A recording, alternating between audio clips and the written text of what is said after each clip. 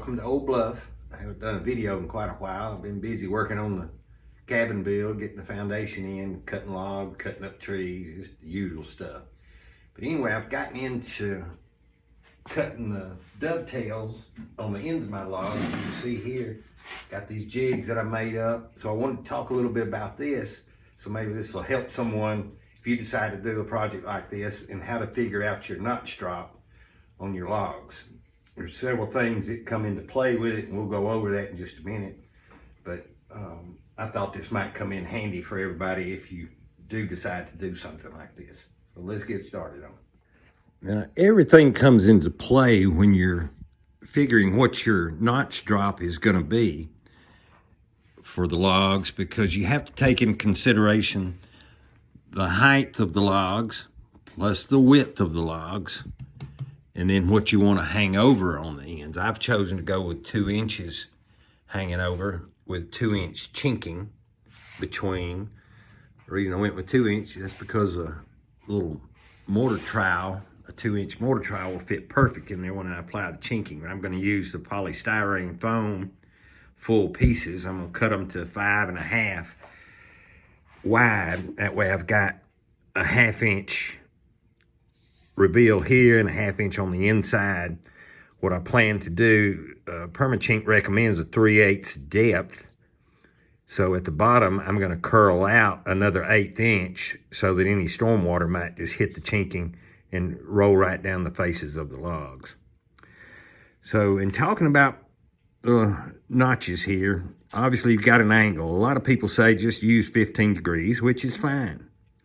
But if I had used 15 degrees, it was going to run out about right here, and that would leave a flat spot on the end of my log. I really didn't want that for looks, and I'm thinking any storm water that runs down, it might run back and sit there a little bit. So I wanted mine to come out to an exact point here.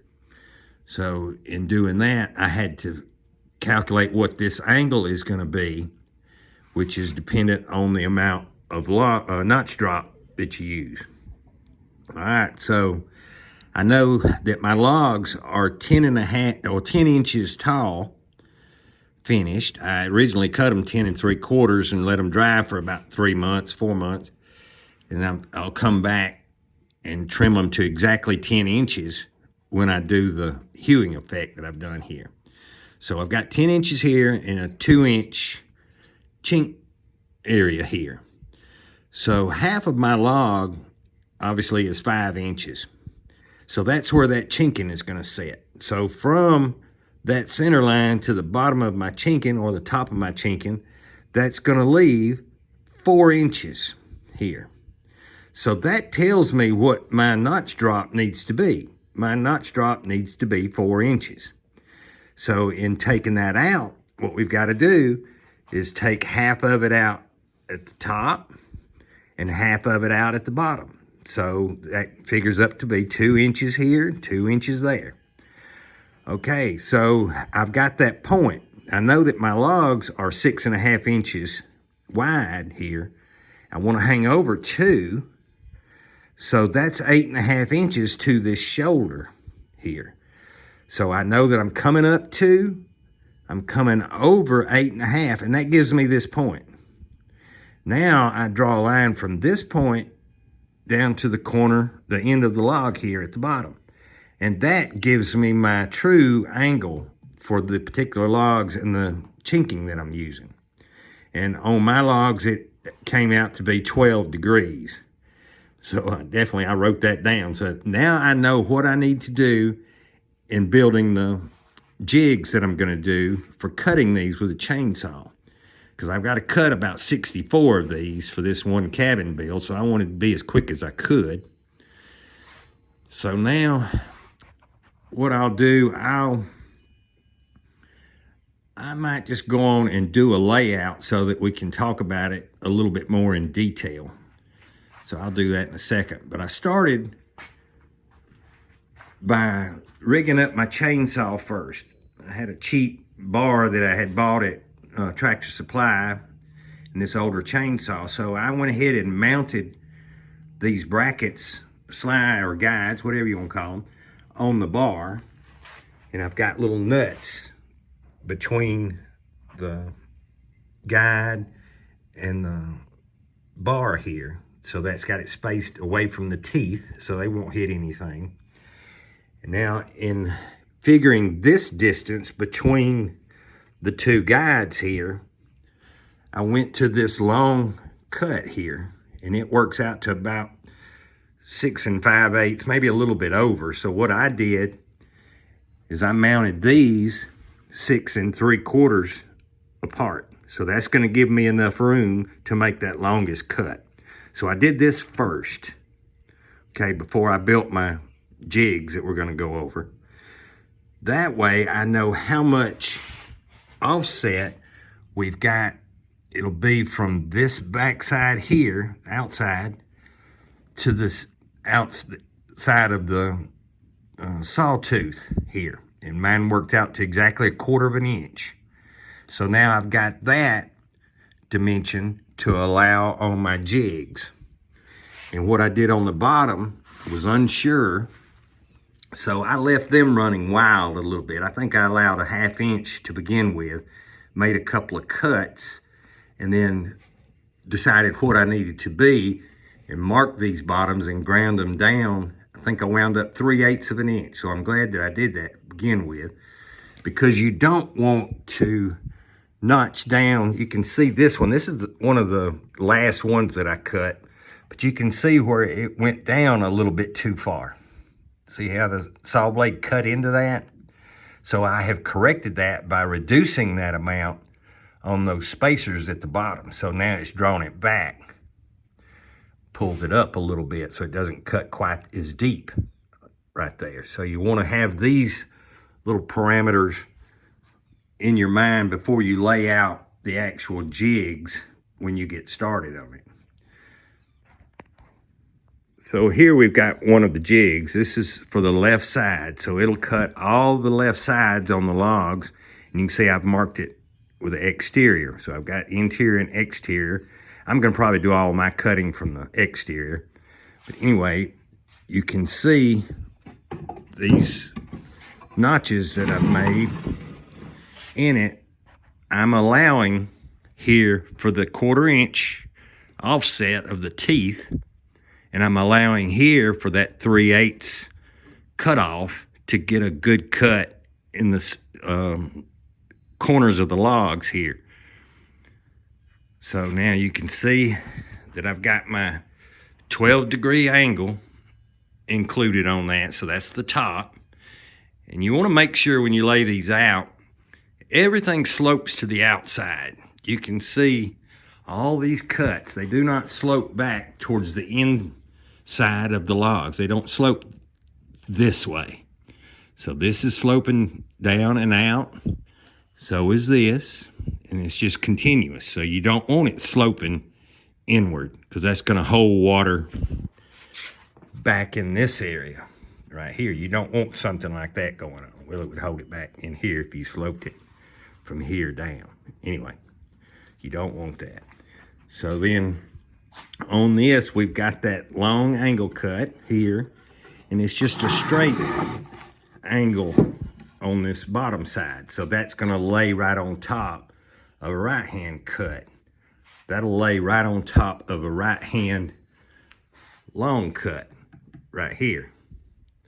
All right, so it's a little bit to think about when you're laying these out, but if you take the time to lay it out and think about what your allowances need to be, it really makes it a lot easier in understanding what's going on with the jig, how your chainsaw is going to react with it. So I'm going to lay something out here, that way we can get a little bit better idea, hopefully. Okay, I've got this log here that I've laid out the lines on. You can see that I have come over the 8.5 inches because I've got a 2-inch overhang and a 6.5 inch log. So I'm a little bit over 8.5 inches. So, and then this gives me my true angle to do what I want to do. Now you could use 15, like I said, but it's going to run out somewhere down in here, and it'll leave this flat spot, and that's something I just didn't want. So now we've got our angle, and I'll go to the, if I can move myself around here. I don't know that I laid it out on this side. Yeah, I did. Hopefully you can see that. So I've got my 2-inch drop here, my 8.5 over. And now I've got my angle, that 12 degrees running down through here. And it meets up back over here with this line. So that gives me this amount of drop that I've created with that 12-degree angle. So now that I've laid that out on here, I make my allowances, that 1/4 inch here and 3/8 here. And that's gonna give me the layout for my jigs that I make. So if you think about this, all you're doing is allowing for the jig that you made on your chainsaw bar to give you a finished cut on those lines. So there again, I want to say that everything dependent on your angle, if you're going to get your true angle, depends on the thickness of your log here, how much you're going to hang over, the width of your chinking, and the height of your log. So everything comes into play. So I'll say it again as well. When you're figuring the notch drop, it's going to be equal to your chinking. Now you can do your logs random, so you can have a wide log, a narrow log, whatever, even change your chinking, but that's going to change your notch drop. So if you're doing something that's random, you would want to make your jigs a lot wider here so that you can put these jigs on the center line and have your allowances here and there, whatever you need, and that's going to center up your notches in the log. So everything would still be dependent on the thickness of your chinking. So if you change your chinking, you're going to actually have a different drop. If you've got a taller log and you want to keep the same notch pattern that you've got here, you'd have to increase the thickness of your chinking, which would look good. It would be historically accurate, I suppose you could say, having random width logs and random width chinking. So all that comes into play, and you have to think about what you want, you know, as you build these jigs. But what I have chosen to do, I make my cut on the end of the log good and square with a chainsaw, and I set this top piece down on it and put a screw in the center, and that pulls this down. I guess I should have said before I do that, I center this up. Now I've made this about 10 1/8, 6 5/8, a little bit wider than what my finished log is going to be, which is 6 1/2. And I did 6 1/2 so that standard window door jambs and window jamb will fit in the opening without having to do any furring behind my trim. But I center this up on the log and put a screw here and pull it up to the bottom of the log. That's what I'm doing. So the bottoms of my logs obviously are always sitting down on the chinking. So that's where I pull all my dimensions from. So I know that it's going to have consistent weight distribution. So once I set it down with the right notch drops and everything, I've got good pressure. You can't push this foam out. Now if the notch was a little bit too little here, I'd be able to push that out because there'd be more weight sitting here. But if you go too far, you're going to open your joint up here. So there's a fine balance with it. If you get your dimensions right and cut your jig properly, you shouldn't have any problem with it as long as your logs are consistent. You know, you're going to have some variation, there's no doubt about it. But I think having full weight distribution on the chinking, I'm going to anchor these down at different locations. When I do set them on the chinking, I'm going to, and that's what I've done with all of these test pieces, I make sure that they're sitting good and level in both directions. That way I can check these joints to see what I needed to do to the jigs. I've remade these jigs. I've built 5 of them. The first 2 didn't turn out quite right, and I cut a little bit too much off, so I couldn't go back, obviously, and add to it. And you can see where I marked everything. This is the first right that I cut. This is the second left, and it went on and on. I've got 3 different, I think this is the 3rd right side, and this is the 2nd left. I believe, no, this is the 3rd left. That's right. So now I've got good joints with everything. You can see underneath, I've got a good tight joint there, good joint here. It's just dark right there in that shadow. But because I've done this hand hewed effect, you wind up with these high spots. And I found that out. So there may be a high spot on this log back behind this shoulder. So what I've started doing, you might can see it there, I put a pencil mark, then I take the log off and I sand that area out and get it down so that I get a good joint. I don't know if you can see that. It's a decent joint. I mean, you're gonna have a little openness, but overall, I think it's worked out pretty good. And I round these edges here so that they fit good throughout this inside joint here. And that really helped out. So what I've done for my logs is I'm taking a 4-inch side grinder with this rough out sanding disc.